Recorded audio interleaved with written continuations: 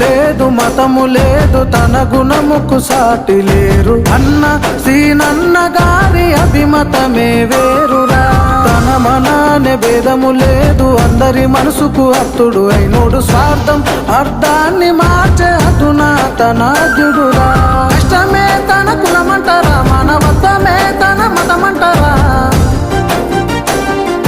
వ్యక్తిత్వమే తన మార్గమురా ఏ శక్తికి తల వంచడురా